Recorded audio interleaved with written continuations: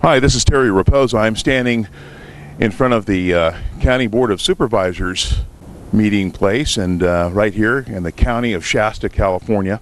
And this morning we're here, many people are here to support Reverge Anselmo and also the Integrity Project. And it's a very interesting concept when you stop and think about, gee, actually, maybe elected officials could actually work with the citizens of the county. Wouldn't that be a shocking thing?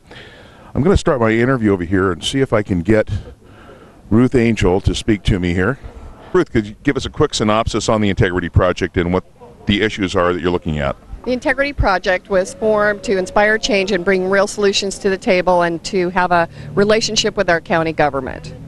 Now, on the Anselmo subject, which is happening today, there's some news out of the newspaper. Could you give us a brief description of that? Well, yesterday, a federal judge had denied the county's injunction against Anselmo Vineyards, and today we're here to support the workers who work at Anselmo Vineyards and the contractors who work there, that they kept their jobs. Looks to me like there's quite a few workers over here and quite a few people that have showed up for this. When did you plan this? Yesterday. It was a last-minute rally. We asked people to show up at 8 o'clock to support Anselmo Vineyards and to ask the county to use some common sense here and settle this. You know, the thing about not settling it, what I heard this morning was shocking. And I couldn't believe it myself, but the amount of money that the county is spending on this one issue is $40,000 a month. Well, on the way here, Reverge was on KCNR 1460, and he said the actual cost is $45,000 a month. And he subpoenas those records, so the cost to the county to date is $45,000 a month. Well, if you stop and think about this, according to Mr. Anselmo, it's been going on for 6 years. Now, I don't know if that figure was for all 6 years, but I would say it's probably for the last 2 anyway. That's $1 million. Well, I'm sure it's a slow build, but if this next week they're going to have the summary judgment, the county has gone to and applied for a summary judgment in his chapel case, and if that goes to trial, those costs are definitely going up. Well, thank you, Miss Angel. What's your name? I think I've met you before. My name is Artemio. Now, the thing is that you've got a nice job, I guess, that Mr. Anselmo employs somewhere in the neighborhood of about 40 people. Also, he spends hundreds of thousands of dollars on paying taxes. Just the 40 employees alone is something, but when you look at a situation where you have maybe 100 other people that he employs on a periodic basis, I mean, it seems to me like wanting to shut down a business like that, I'm trying to figure out where the merit would be in that. Are you appreciative about having your job? Yeah, I like my job, so. And is he a good employer to work for? Yes. So how long have you worked for him? 5 years. 5 years, okay. I see you're smiling today, so you're happy to be working? Yeah. Okay, very nice. Yes, sir. What's your name, sir? Sergio. Sergio. Yeah, you're one of the full-time employees? Full-time employees, and I'm very happy there. He's an excellent employer, and a supporting all this community, these families around the area. We're in need of jobs in this economy, and that we're very supportive of him employing all these families. Yeah, it's amazing to me. From what I understand, this has been going on for around 6 years. And according to Mr. Anselmo this morning on the radio, the county's spending around $45,000 of our taxpayer money a month just on this one particular issue. And from what I understand, there's scores of different lawsuits against the county. Were you at any time a little nervous about losing your job? Yes, indeed. You know, we're anxious. We're happy that this is moving along positively for all these families.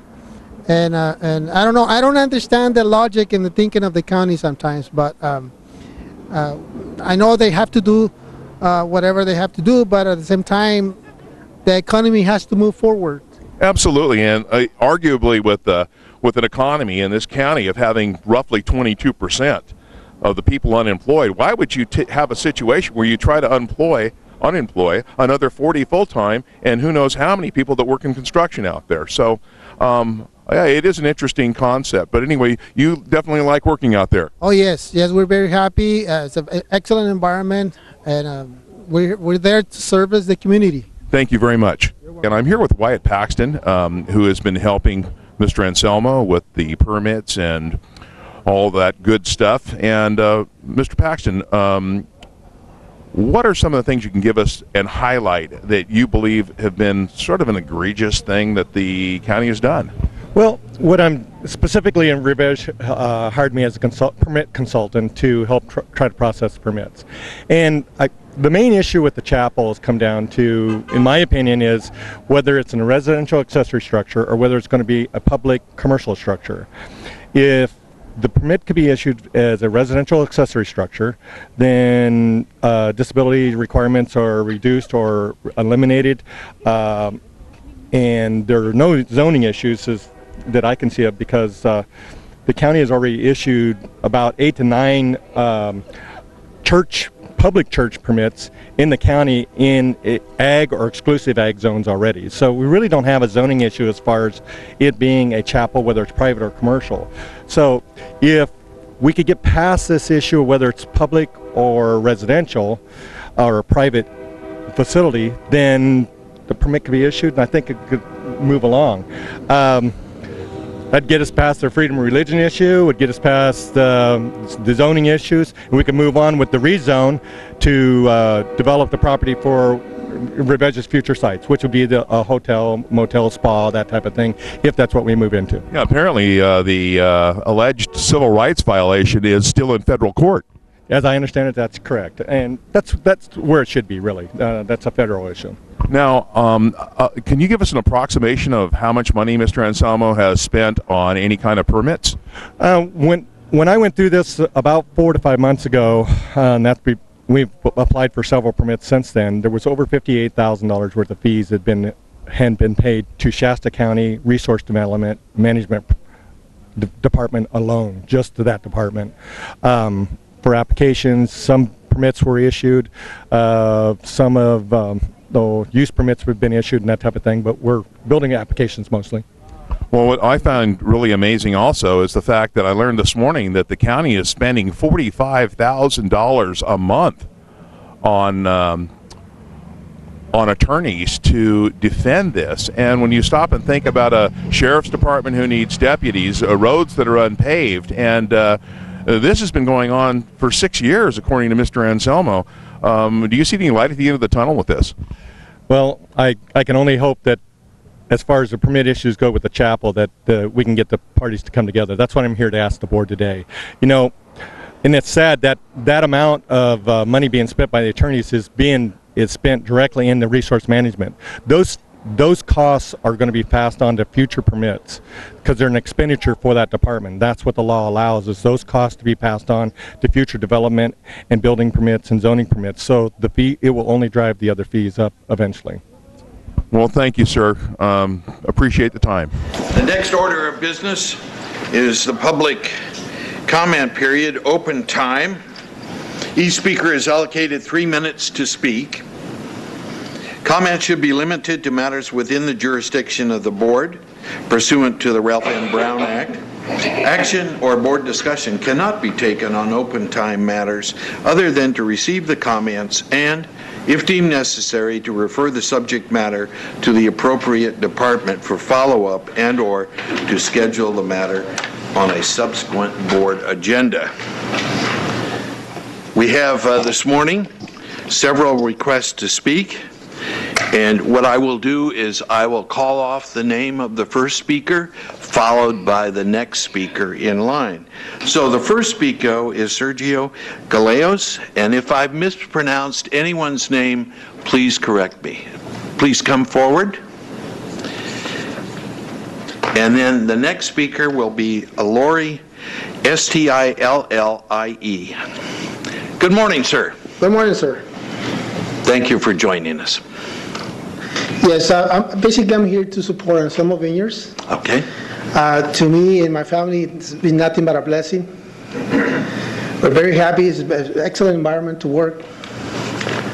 And the thing that I like about it is that it provides an opportunity to reach families out. They have horse riding there. They have wedding activities, wedding services, restaurant, vineyard, winery.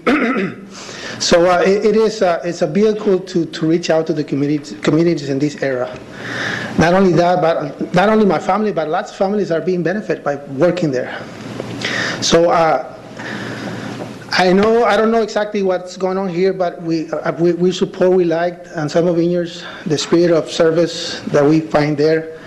And also, I would humbly suggest the county that if they could, or you guys could put aside self and focus, think about the families that are residing here in this county, Shasta County.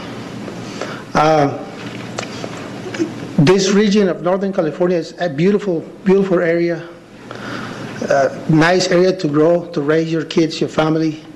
And as a county, the county should be a friendly, employer-friendly area where to invite investors from other regions of the country and support and raise the economy, the standard economy in this county. As it is, the economy is bad. The employment is very high, and it's hard to find work. And if the two parties could come together and provide a vehicle of growth and respect and productivity, I don't see why not. The county and Mr. Anselmo can be a work in harmony and create an environment of progress and raise the economy and help these families fulfill their dreams and their achievements, their goals. I've been working there 6-7 months, and I've been witnessing the spirit of respect, productivity there, and also a way to heal families to come together with nature and celebrate life. So I really support this enterprise, and I'm very happy to be there. Thank you, sir. How do you pronounce your last name? Gallegos. Thank you, sir. Yeah. Bye-bye.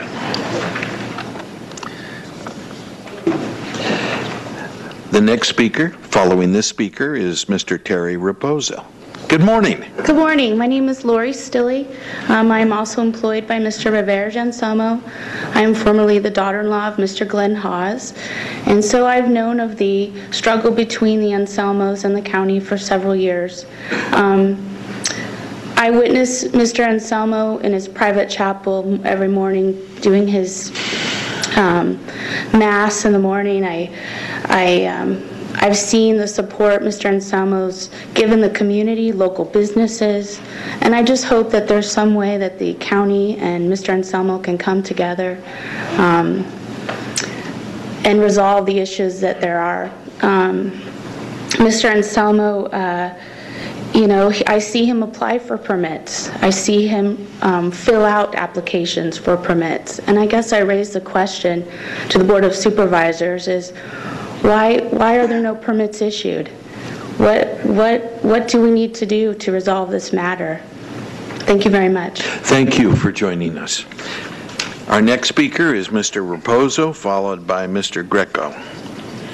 Good morning.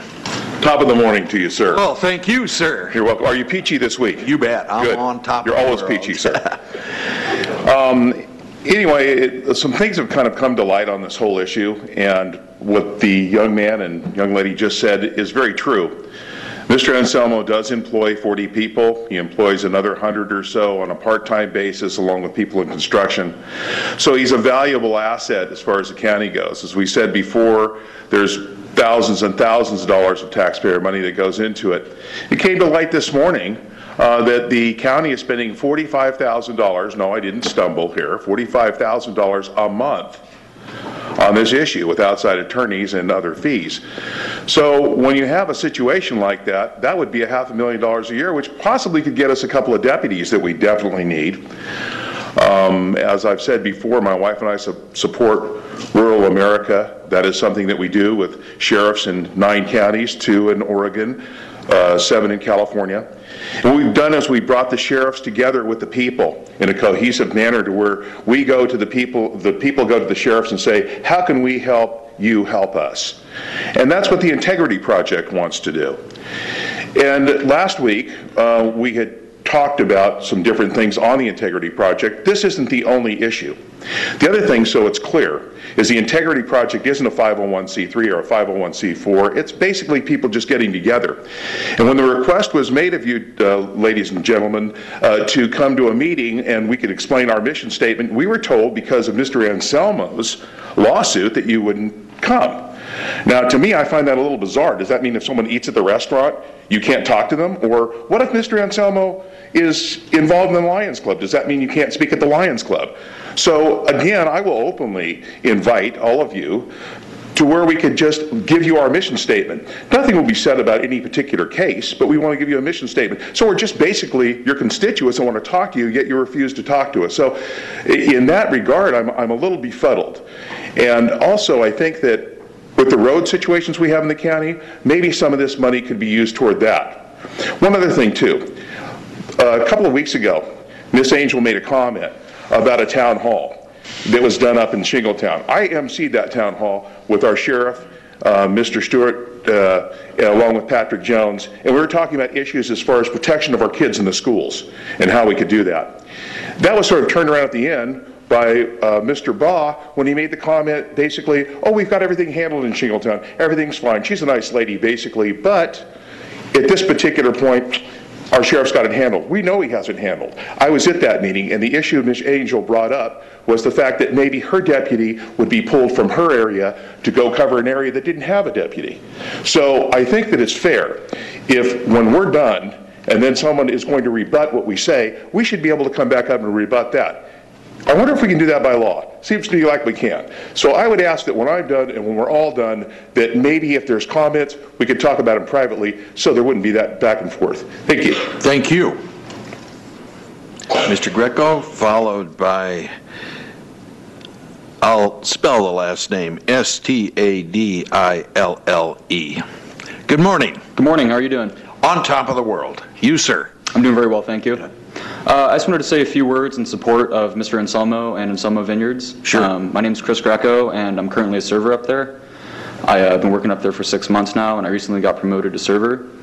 And, you know, not only has Mr. Anselmo created the most superior restaurant and wedding venue in a 200-mile radius, but if nothing else, he's providing jobs. And he hired me on. I had no prior restaurant experience or anything, which is almost unheard of in the restaurant industry, so I'm very grateful to him for that.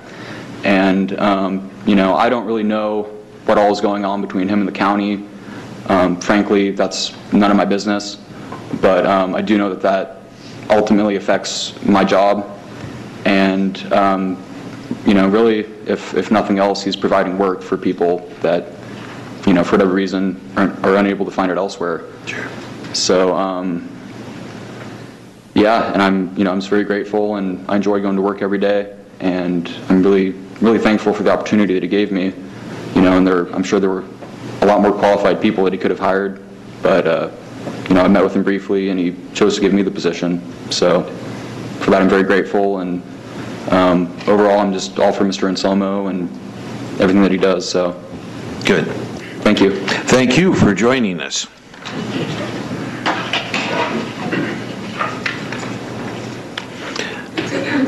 Following this speaker is Ms. Ruth Angel. Good morning. Good morning. Oh, sorry. Good morning. My name is John Stadelli. That's a tough name. Thank you, John. I represent the kitchen staff in solidarity and support with Mr. Anselmo. These are the fine young men and women that work that kitchen staff. These kids come with no experience as well, and they've been trained in an exquisitely built environment, standards way above normal as far as kitchens are concerned. I have been personally involved since day one of that project. I have helped build the project, and I've watched Mr. Anselmo build it with the utmost integrity. They represent tax-paying citizens, and they're kids.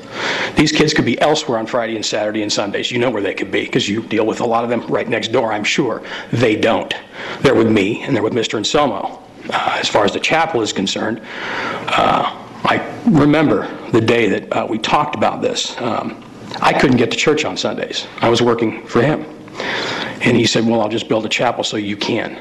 So it's a private matter between us who choose to be there, and he invites us in to share his dream and the beautiful ranch that he's built there. And I find it a travesty that we sit here as adults behaving poorly instead of behaving the way we should be. These kids' tax money are paying some of the salaries, I believe, in this room possibly. I don't think we should destroy that. We should encourage every ounce of people like this to come to Shasta County and make it simple, easy for them to open up business.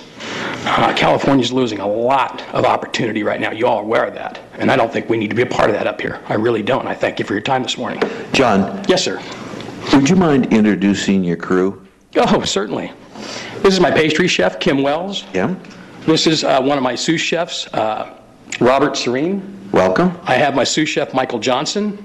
And I also have another sous chef, Robert Burrows. Good. And there's other kitchen staff up there that couldn't make it today, but they all feel exactly the same way. Very good. Thank you for joining us. Thank you for your time. You bet. Our next speaker is Miss Ruth Angel, followed by Mr. Paxton. Good morning. Hi, good morning. And I'm with the Integrity Project, and I'm here again today to support Anselmo Vineyards and the employees that twice now have had their jobs in jeopardy.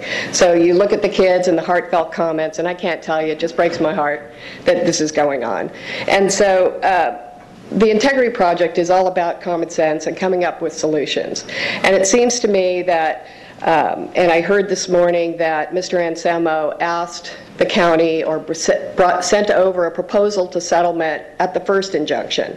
And all I ask, who is going to be the hero on this board to stop this, to use some common sense, which is what our approach is, and who's going to be the hero? Who's going to say that let's settle this matter. Let's get to the table before it's too late, because at some point there's going to be a point where there is no turn, that we're going to have to move forward to a trial. We heard today that $45,000 was the cost to the county. If this goes to trial, we know that that cost is going to go far more in excess of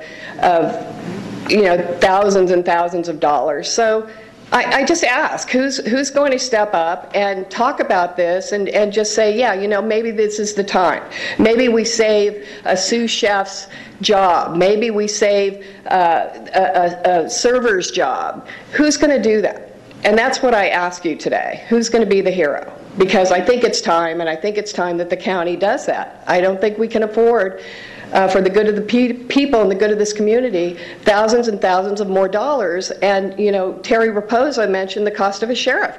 Well, as we define our issues for each one of these districts, we're finding that police is a big issue. And we hear it every day that people are concerned about the rationing of police services. And while we look at solutions, I called Shasta College yesterday to ask them about their reserve program. They don't have one. But I spoke with Craig Carmini, and he said that he is willing to contact Butte College and put another one up here because he sees the need. And people want that. So I just ask you to just come together and come up with a solution that this county can get behind you and support. Thank you, Ms. Angel.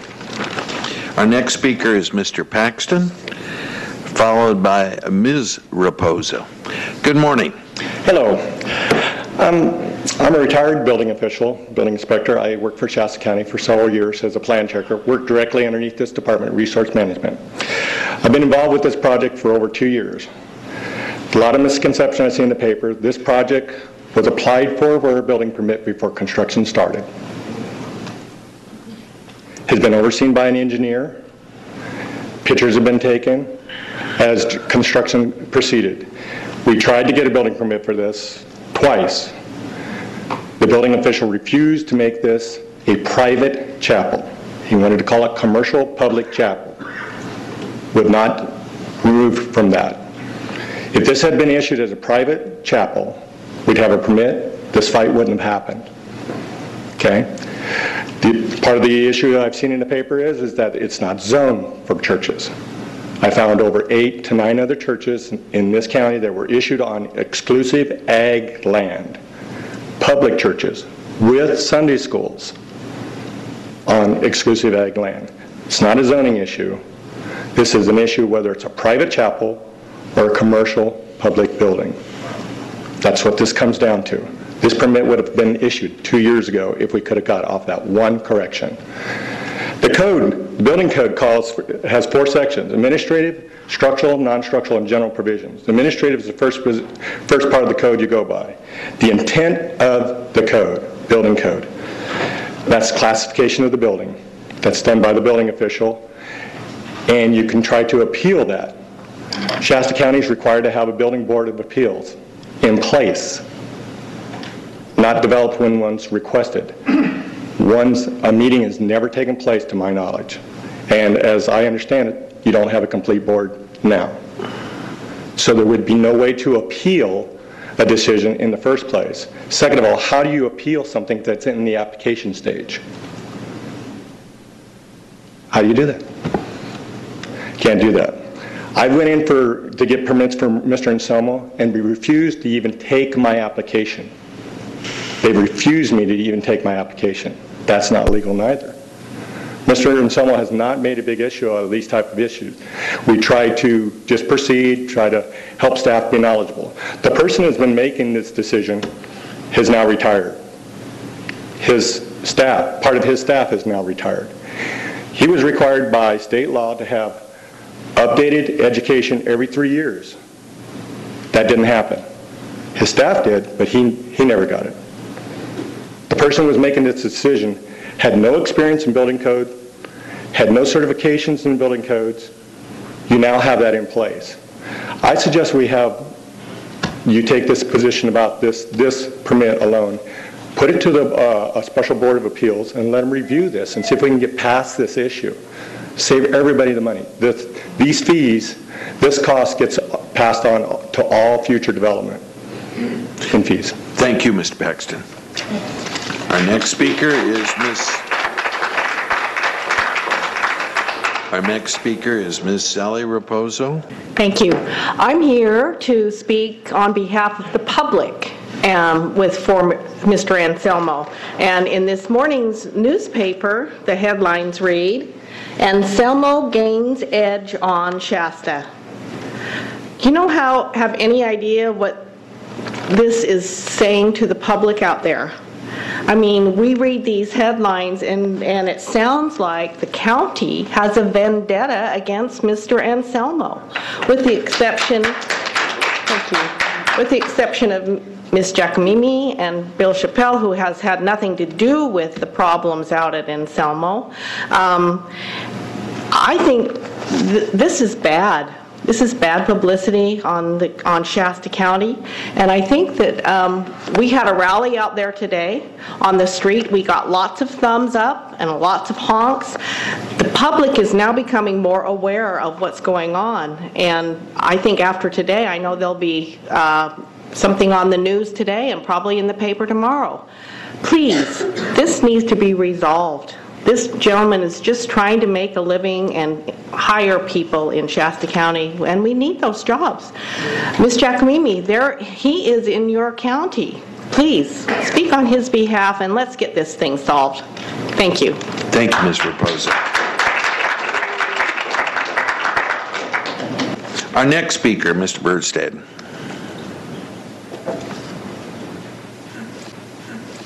Lady and gentlemen of the board, thank you for listening. Good morning. I promise to be short, if not so sweet. Okay. When I speak this morning and I speak of you, I'm speaking of you not as individuals, but as the County Board of Supervisors. You are one entity in my mind. You know me from the Elk Trail Water Association, where I've been president for several years and been involved in this latest water project from the beginning. My experience with the county has not been a pleasurable one. It's been one where the county refused to listen to us when we wanted to speak, except on rare occasion, and one where we've had to meet roadblocks presented and put up by the county. Now I find out about this Anselmo project, and that's why I'm here to talk to you today, and I will be very quick on that. Throughout the water project, you guys have nickeled and dimed us to death on little things here, little things there, as if the little bits of money were important. Charging us $1.80 a mile for your truck to come out there and your car to come out there to work on this project. until we found out about that and found out you were overcharging us, and then it stopped. This Anselmo project, you guys are looking really bad. You're looking really bad in the public's eye. You need to stop spending $45,000 a month on lawsuits. The idea that a county entity would sue an individual who's doing so much good to me is absolutely preposterous. You need to stop this. You need to resolve this project so that you don't come out looking as bad as you're going to come out looking. To me, fellows and lady, you are being ridiculous, and you are being really hypocritical. Thank you for your time. Thank you. Is there anyone else who would like to address the Board of Supervisors? Please come forward. I had to move Sylvia's yarn.